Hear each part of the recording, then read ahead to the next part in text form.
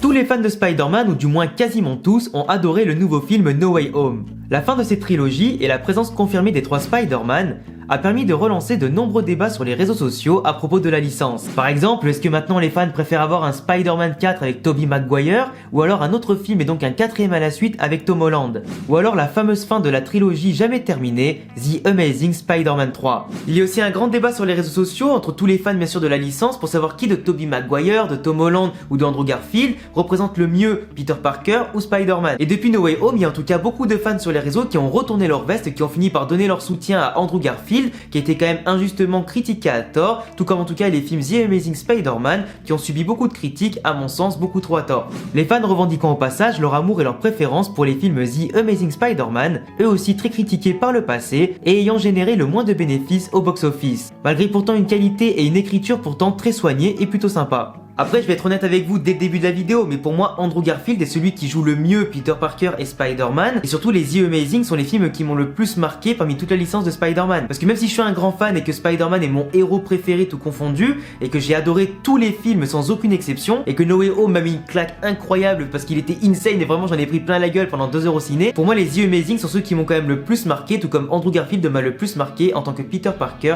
et Spider-Man. J'ai revu tous les Spider-Man récemment, et vraiment les The Amazing sont ceux qui me touchent le plus à titre personnel et qui m'ont le plus captivé. La nostalgie avec Tobey Maguire est intéressante et la fraîcheur aussi apportée par Tom Holland qui a intégré le MCU et qui est sûrement le plus complet en termes de puissance me semble malgré tout loin derrière. Car après tout, ce n'est pas forcément la nostalgie ou la puissance d'un personnage qui va compter, mais ce que l'œuvre et son héros nous fait ressentir, celle qui nous implique le plus et qui nous prend aux tripes. Ceci est bien sûr un jugement qui sera propre à chacun et libre à vous d'ailleurs d'en débattre en commentaire sur le meilleur Peter Parker, le meilleur Spider-Man et pourquoi pas le meilleur film de la licence. Et aussi pourquoi pas quel film tu voudrais voir pour la suite. Et pour donner mon avis dans cette vidéo, Andrew Garfield est l'acteur qui incarne le mieux le personnage de Peter Parker et de Spider-Man. Par rapport à son jeu d'acteur, son comportement, ses mimiques, ses réactions vis-à-vis des autres personnages, comment il s'approprie le rôle et les transitions entre les deux identités. En tout cas, c'est celui dans lequel je me suis le plus retrouvé dans sa façon d'être et de faire. Une véritable identification au personnage qui est justement la clé pour toucher le public et faire la différence. Ce qui forcément en fait déjà une des raisons principales pour laquelle j'aimerais beaucoup voir The Amazing Spider-Man 3, revoir le meilleur acteur à mon sens dans ce rôle.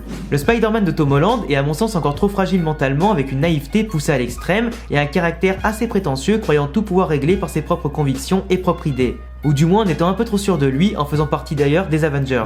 Il prend des décisions qui sont parfois catastrophiques et te font souffler quand même un petit peu fort devant ton film. On dirait que film après film, il ne grandit pas vraiment et commet des erreurs toujours plus importantes, jusqu'à limite vouloir détruire l'univers avec le sort de Doctor Strange et ses intentions foireuses. Juste parce que monsieur n'a pas eu ses vœux sur post-bac. À un moment faut doser et faut assumer ses responsabilités. Responsabilités qu'il rejette en permanence et surtout dans les 2 premiers films, jusqu'à régler les problèmes dans les derniers instants heureusement. Et il est vrai que même si j'adore aussi le rôle de Tom Holland et les 3 films auxquels notamment il a pu participer, je les classe globalement en dessous des autres car j'ai retrouvé beaucoup moins mon compte en termes d'identification, d'écriture et de personnages. Celui de Tobey Maguire en étant le premier Spider-Man n'était pas parfait, mais nous faisait parfaitement rentrer dans l'histoire de Peter Parker et ses déboires. La nostalgie des fans de la première heure nous poussera forcément à le garder dans notre top 1 voire top 2 au minimum et nous rend forcément moins objectifs. Surtout que sa quête de vengeance, la destruction de sa famille et de son entourage, l'éloignement qu'il a connu et le fait que les méchants soient liés à sa double identité, ainsi que les actions qu'il réalisait, tout cela a rendu le personnage attachant dans sa vendetta et son évolution. Une évolution forte et plus sombre qui lui a apporté des émotions disproportionnées et souvent instables que l'on peut comprendre via la psychologie du personnage, forcément affecté à jamais parce qu'il a traversé en si peu de temps. Andrew Garfield a aussi connu pour moi la meilleure des histoires d'amour avec le personnage de Gwen, qui détruit sur tous les points et de très loin les 2 MJ. Après je dis pas ça parce que je surkiffe Emma Stone comparé aux autres actrices, je parle bien des personnages. Pour développer rapidement ce point qui fera sûrement encore débat en commentaire, Gwen incarnée par Emma Stone possède la meilleure alchimie possible avec le Peter Parker d'Andrew Garfield. Des passions communes, un humour bien présent, ça se cherche en permanence, ça sent la complicité à plein nez et elle se rend ultra utile pour l'aider et ce n'est pas un boulet pour lui. Rien que la fin du premier film avec la dernière phrase que lui balance Andrew Garfield avant le début du 2 montre la complicité et toute l'alchimie qu'il y a entre les 2 personnages. On voit un véritable couple au top sur tous les plans, qu'on aurait beaucoup aimé voir davantage sur le long terme, mais la fin de Gwen montre à quel point posséder des responsabilités et de grands pouvoirs peuvent nuire autant à la personne qui les possède qu'à son entourage. Que la vie n'est pas forcément juste et que chaque décision, chaque action ont leurs conséquences. La MJ des premiers films incarnée par Kirsten Dunst était ultra narcissique, prétentieuse et s'en foutait du Peter de Tobey Maguire. Trop de superficialité et de jalousie envers lui qui rendait à mon sens le personnage détestable, pas utile et à l'opposé de ce que représente Peter Parker et Spider-Man. Aucune alchimie entre les personnages qui nous feront en tout cas rêver. De l'autre côté, la MJ de Tom Holland, incarnée par Zendaya, n'a absolument rien d'utile. On sent un développement inexistant et totalement foiré. Aucune surprise ni véritable révélation bien faite de l'identité de Spider-Man, une existence à l'écran qui sert plutôt de remplissage et qui n'apporte rien de concret, ni à l'avancée de Tom Holland en tant que Peter Parker, ni en tant que Spider-Man. On sent plutôt que sa présence est plutôt liée au fanservice plus qu'au scénario. Il la pécho juste à la fin du deuxième film sans forcément d'effort et se fait oublier d'elle à la fin du 3. Un personnage qui ne marque absolument pas les esprits dans cette trilogie de Tom Holland, et qui méritait sûrement mieux vu la différence de caractère avec la première MJ et vu les points communs qu'elle semblait avoir avec son Peter Parker.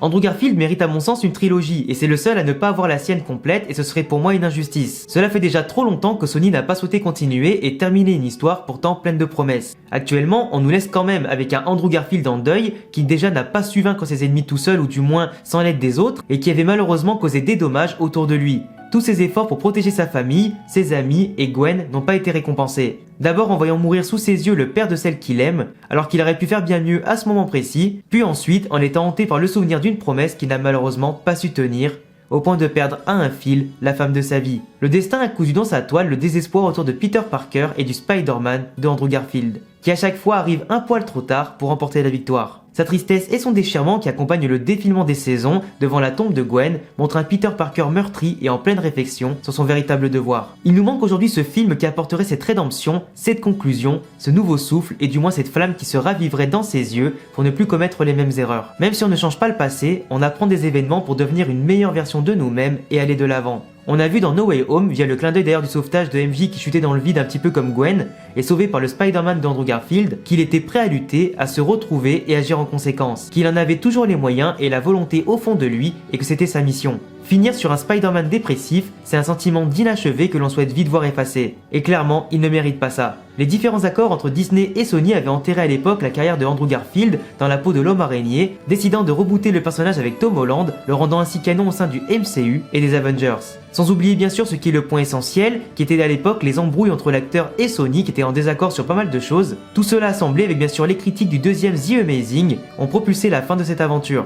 Mais aujourd'hui c'est différent car l'acteur est plus populaire et attachant que jamais auprès du public. Beaucoup de leaks et d'informations parleraient actuellement d'un tournage à propos du troisième volet de The Amazing Spider-Man, avec pourquoi pas l'apparition de celui-ci au sein de Marvel après ce premier pied posé grâce au multivers et le choix de Sony de le laisser participer. Avec un troisième volet qui pourrait pourquoi pas offrir une rencontre avec Venom ou un autre méchant de l'univers que l'on n'a pas encore forcément vu en film, et toutes les questions laissées encore en suspens avec notamment la team Sinister Six qui devait affronter notamment le Rhino. En tout cas, je ne sais pas vous, mais que ce soit pour des questions de scénario, de développement de personnages pour qu'il exploite encore plus son potentiel, de voir sa possible rencontre avec la MJ de son monde pour passer enfin à autre chose, les retrouvailles avec son père dans la scène coupée à la fin du 2, les futurs affrontements contre les Sinister Six, et voir si la trilogie se conclura bien, toutes ces raisons me poussent à vouloir une conclusion totalement légitime. Un perso qui mérite une évolution totale et de comprendre définitivement qui il est en déjouant la toile du destin.